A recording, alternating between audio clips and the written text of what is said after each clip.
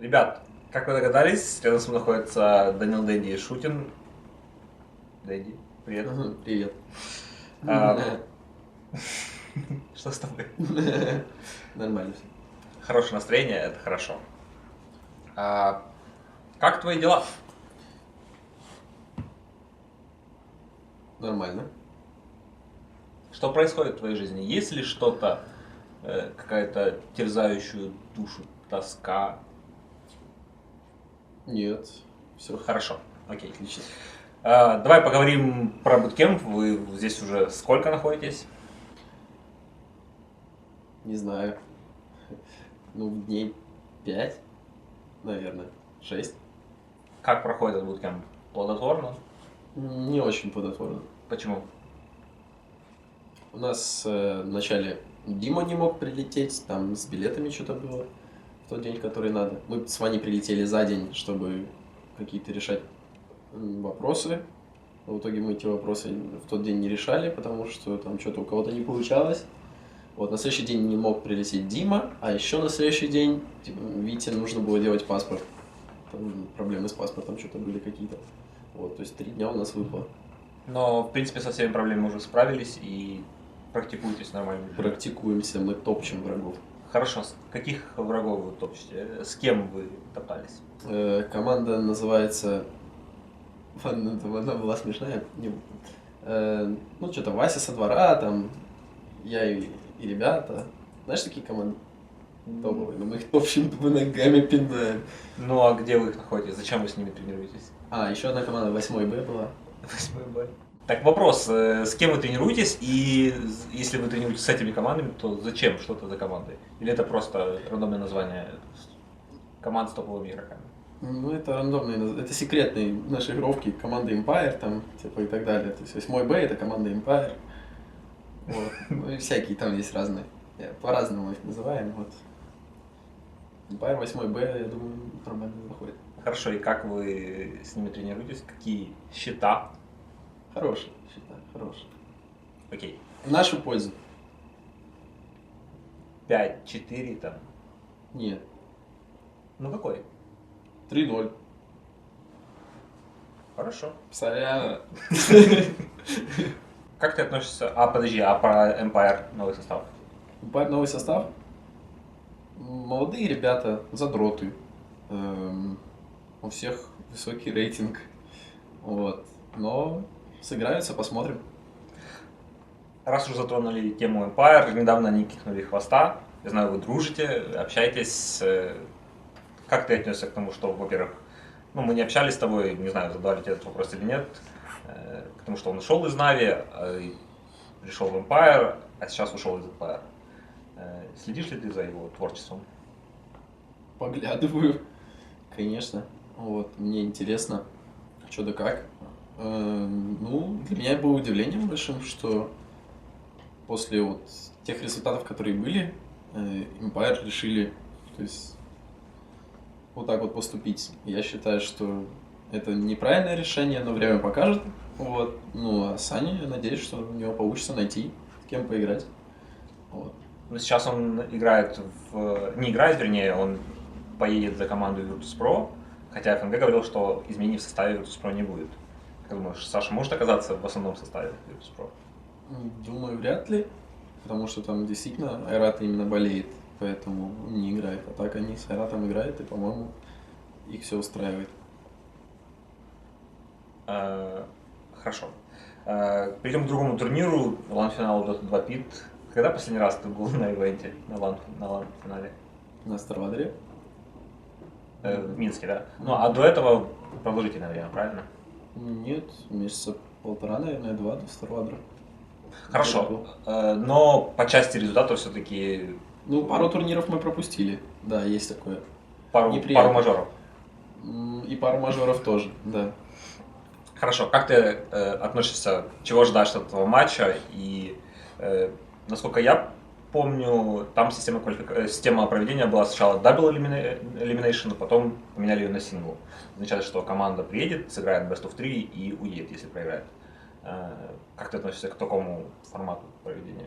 Ну, жалко, конечно, секретов. Приехали поиграть, тут Best of 3 сыграют, и домой как бы неприятно, наверное.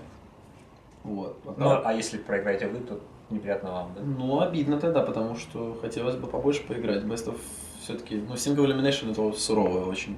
Очень сурово. Но турниры, которые всего на 2 дня, они обычно так и делают, поэтому что есть, то есть. Хорошо, оцени, пожалуйста, уровень команды Team Secret. Сейчас они выиграли мажор. По сути, именно объективный топ-1. Насколько много у вас шансов выиграть команду Кальмента? Ну, Team Secret сейчас топ-1 мира, но мы-то топ-1 вселенной, поэтому... Хорошо. Окей. Вопрос такой. Вчера. Витя в соло завозит катки. Генерал вообще нереально лютейший парень. У него микро тупо топ.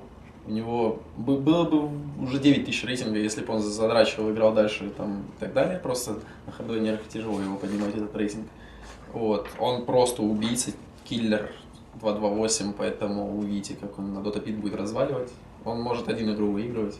Мы рядом будем просто в сторонке тусить. Как он попал в команду? Ну, заметили, как он жестко валит. Как заметили? Попадались с ним в матчмейкинге. Вот, кто-то с ним даже в команде успел поиграть, а именно там Артстайл, например, и Акбар с ним чуть-чуть даже играл где-то. И отзывы положительные, то есть веселый парень. Он действительно оказался очень веселым, общительным. Вот. Ну, есть, конечно, какие-то места, над которыми надо работать, но они есть у всех. И мы движемся в нужном направлении. Время будет на нашу пользу работать. Вот он молодой игрок, и как бы молодая кровь, которой действительно не хватало. Это, скажем так, сейчас мета современных команд, брать каких-то перспективных топовых игроков. Как много таких игроков по типу генерала вообще на СНГ-сцене и вообще в мире? Ну да, не хватало нас в такие стрички, как Саней Кондитяра в команде. Нам нужно было разбавить молодой кровью это дело. А тут ну как, команда Secret топ-1 мира. Ну, там одна молодежь, в принципе, играет. Что там, Eternal Envy, 28 лет в доте, 24 года Мизери, Павайдай 22 и Климент 38 лет играет уже. Ну, и Виха, как бы он тоже давно играет, просто нигде никогда не светился. Вот. Ну, где-то тоже лет так по 30. Ну, молодежь, в принципе, что. Вот, так и живем. Ну, сказывается вообще для вас внутри команды, что генералу не хватает опыта? Чуть-чуть. Чуть-чуть. Помогаете ему, подсказываете? Стараемся, главное, чтобы он на свой счет не смотрел. Это очень тяжело, когда люди очень самоуверенные, особенно там у них там матчмейкинг, рейтинг высокий, они думают, что все классно умеют делать и так далее, а на самом деле командная игра, она абсолютно другая. То есть командная дота, она очень сильно отличается от того, что в матчмейкинге. И там очень много всего по-другому, и здесь нужно этому тоже заново, грубо говоря, учиться. А для этого надо это воспринимать не в штыки, то есть идти на компромиссы, не быть упертым там, и так далее. И это довольно-таки сложно дается. Вот. Я не говорю, что про Витю конкретно, там, а вообще, то есть это у всех так. Вот. Но Витя очень нормально, общительный, дружелюбный, он нормально воспринимает. Ну, любит, конечно, чуть там поспорить, но поспорить у нас каждый любит в команде, поэтому вот. Некий юношеский максимализм у него присутствует, да? Ну, это что, мнение твое самое главное? Не, у него я такого не чувствую. Хорошо. Он как раз соглашается такие. То есть, если нормально что-то обсудить, то вот, ну, даже если там ему кто-то что-то говорит, не обязательно тот, кто ему что-то говорит, он прав. То есть, может быть, на самом деле прав Витя. Такое. Он раньше играл на позиции мидлейна, на, в принципе, твоей позиции, и он, по сути, переступает через себя в какой-то степени и играет на хардлейне. Получается у него как... Или, есть ли такие позиции, которые могут быть универсальны? То есть, скажем так, что мидлейнер может прийти на любую точку и там проявить себя. Получается ли у него быть вот полноценным хардлейнером, или все-таки отдается какие-то отголоски мидлейнера? Да нет, у него все нормально. Чаще на твою линию заходит, там, не знаю. Не, у него все нормально получается, только, он только начал ими играть, когда к нам в команду пришел, и у него явная нехватка знаний и опыта в этом направлении. И он это сейчас очень быстрыми шагами, темпом развивает. Он играет и в пабах, на тренерах и так далее. То есть очень много играет, старается. Ну, все. Лучше не может быть, то есть и быстрее. Я думаю, ну, может быть, там, не знаю, совсем чуть-чуть. Окей. Буквально несколько дней назад завершилась промо-акция от Бомба. Бомба-комбо, кросс-матч, в рамках которого вы с Артстайлом просто уничтожили сначала Зевса, потом Зевса и Сеню. Как ты вообще отнесся к такой идее и почему-то вы так хорошо играете в Counter-Strike? Ну, да. Вот. Играл я в КС до этого, наверное, очень давно последний раз. Зашел и пошло. Я считаю, что это врожденный скилл. Меткость. И стопроцентное зрение. Попадаю метко. Ну, вообще, 70% фрагов делал Артстайл. Последний матч ты смотрел 5 на 5? Кто был на первом месте в нашей команде? Артстайл. Нет. Ты? Денис. Костин. А на втором? Артстайл. Нет.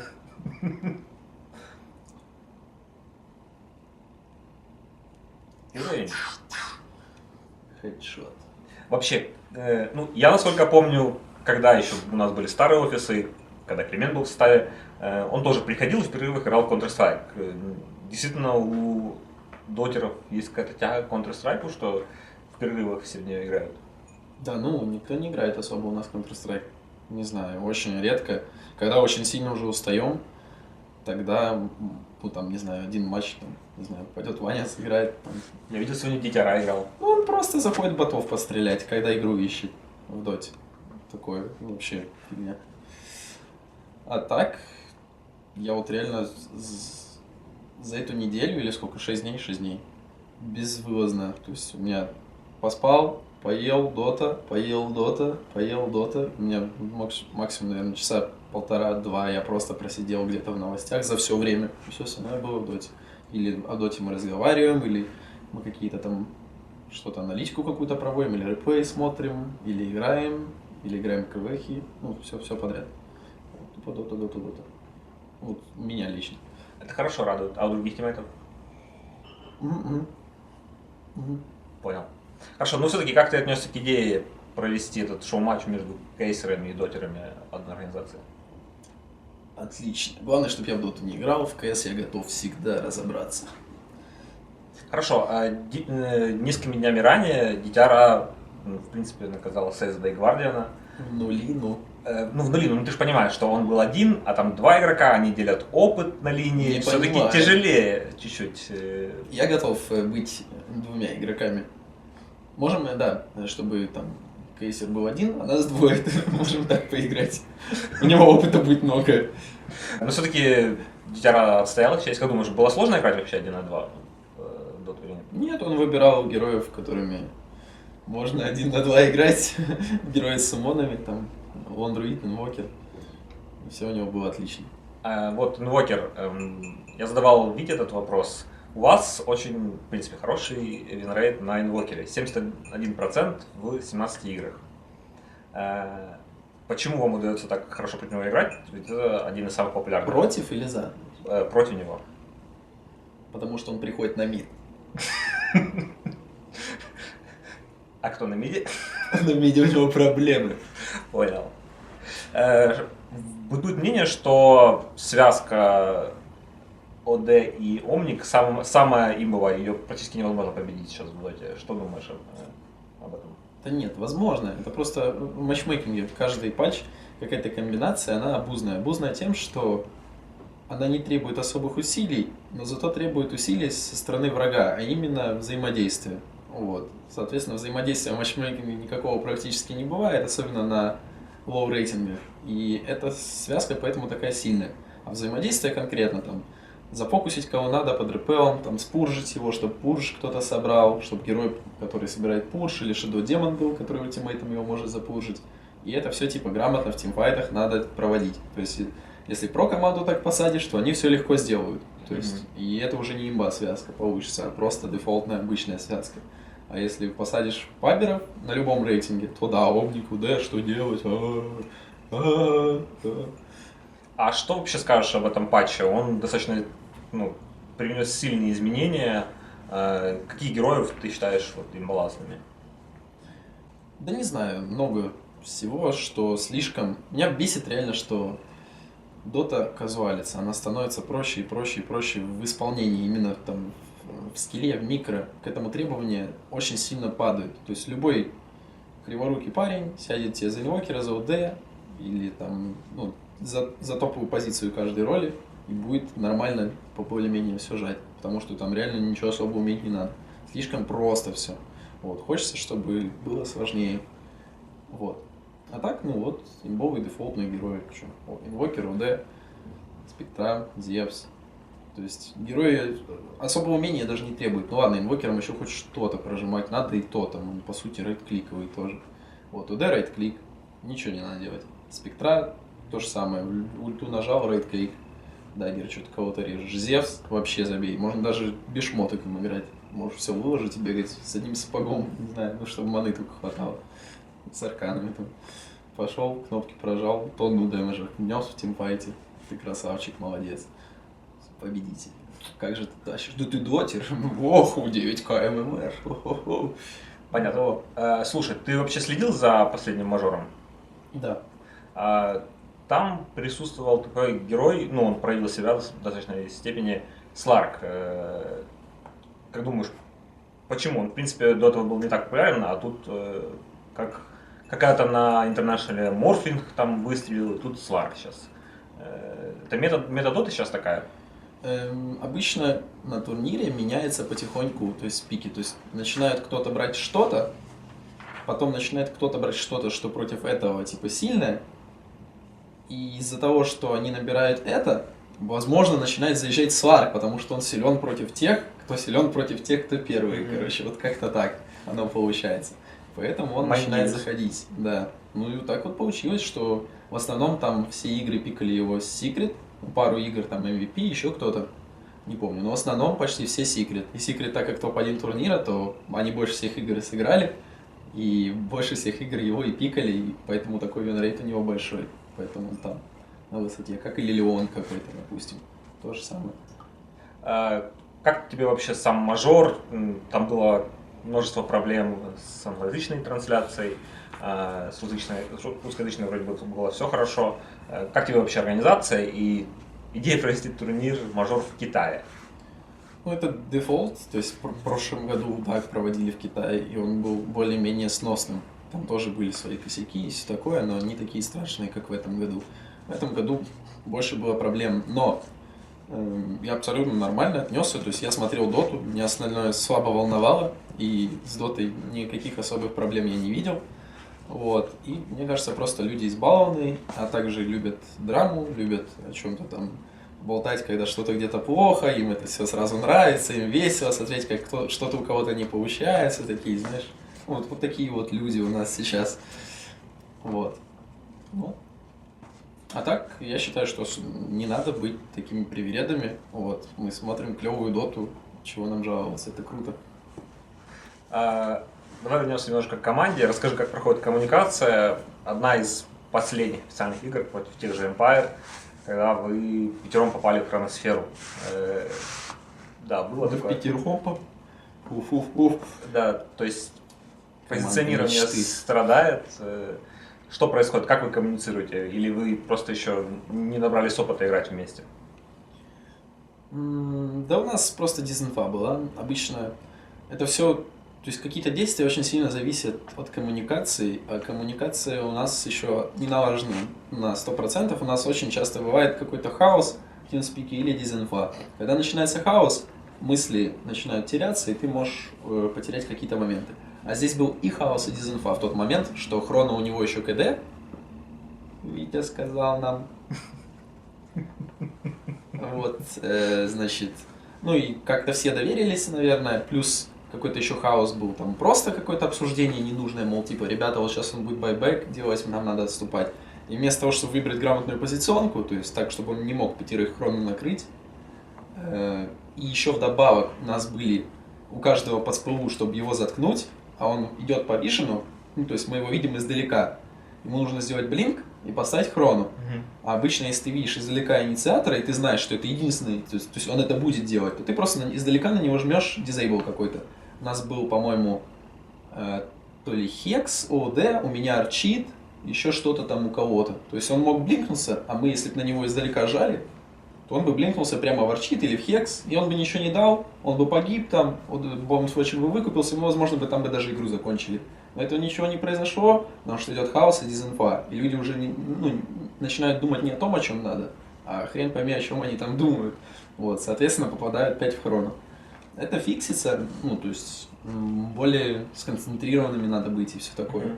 То есть мы все понимали, что произойдет, что могло произойти, но тем не менее мы все равно пошли на грабли, типа, о, грабли, наступили. Хотя мы могли что угодно сделать, там, отойти, не отойти, но отходить смысла нет. То есть разводить на байбэк и вот так вот принимать вайда и до свидания. Все. Хорошо. Вопрос у меня такой, про ММР. Какой у тебя ММР? Ну, хотя бы психологический. Психологически? Не знаю. Ну, сколько ты считаешь? 7 тысяч, 8? Ну, 10 есть где-то. 10 есть. Да. Хорошо, есть У кого-то выше? У кого-то из твоей команды, у кого психологический ММР повыше? Нет. Самый опытный. Если бы у тебя была возможность вернуться в прошлое и дать какой-то совет себе в прошлом, какой бы совет это был? Про ММР? Нет, не про ММР. Какой бы это был совет?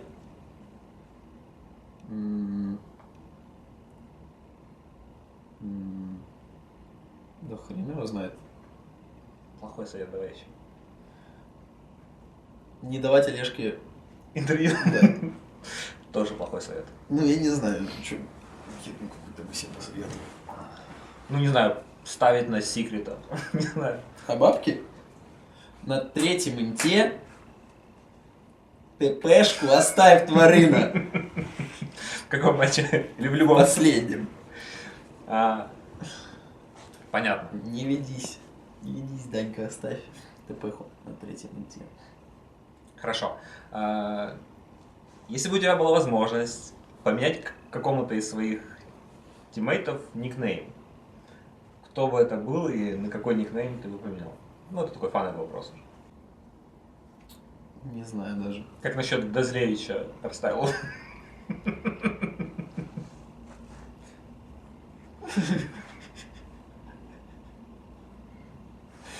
Какой бы я ник сделал? Я бы сделал Вити ник XXX, средний X большой, минус киллер, минус XXX, средний X большой. Короче, свой бы никнейм отдал.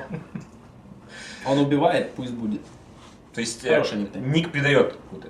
Ну, конечно, если ты какой-то солнышко, там, Санелька, то ты никого не убиваешь, ты добрый, бегаешь по карте, там, туда-сюда. Светишь, посвечиваешь. Да. А если ты какой-то киллер 666, там, Вася Пупкин, Хардкор убийца, такая.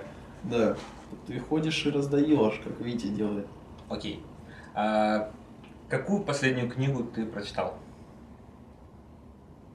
Ну, такой вопрос. Там про дьявола. Сделка дьявола. Не, компания делала. Компания делала, да. Кто тебе посоветовал ее? Мне посоветовал ее очень хороший человек. Угу. Так как книга называлась-то? Компания дьявола. Компания дьявола. И ты ее прочитал? Я ее Читай. читал. Почти. Да, с собой мне. Хорошо, не, серьезно, любишь читать или нет? Нет. Отношусь позитивно, но сказать, что там супер люблю, не могу, но просто времени нет. Ты выбираешь. Ну вот, когда Саша Хвост был в команде, я знаю, он очень много читал. Он в перерывах ездил буквально на смартфоне читал. Соответственно, ну, любит читать. Ты нет. Понял. Нет, люблю, конечно, люблю, да. Ну, не хочется выглядеть хуже, да? Да не, мне все равно. Ну просто в дороге читаю, когда есть время. Отлечу куда-то, еще что-то. Еду. Хорошо. На поезде там. На поезде ездишь. Или летишь. Или лечу на поезде. Окей, спасибо тебе большое, Дань, за такое интересно развернутое интервью. Привет и пожелания. Я знаю, у тебя есть большая группа подписчиков ВКонтакте. В Твиттере у тебя Подписчиков. подписчиков. Сколько у тебя подписчиков уже в Твиттере? В Твиттере? Я не знаю. Ну, под 300 тысяч. Мгм. Больше, чем у сборной Украины по футболу. Ну, привет и пожелания, благодарности. Привет жабам, лягушкам. Привет маме. Все. Эм,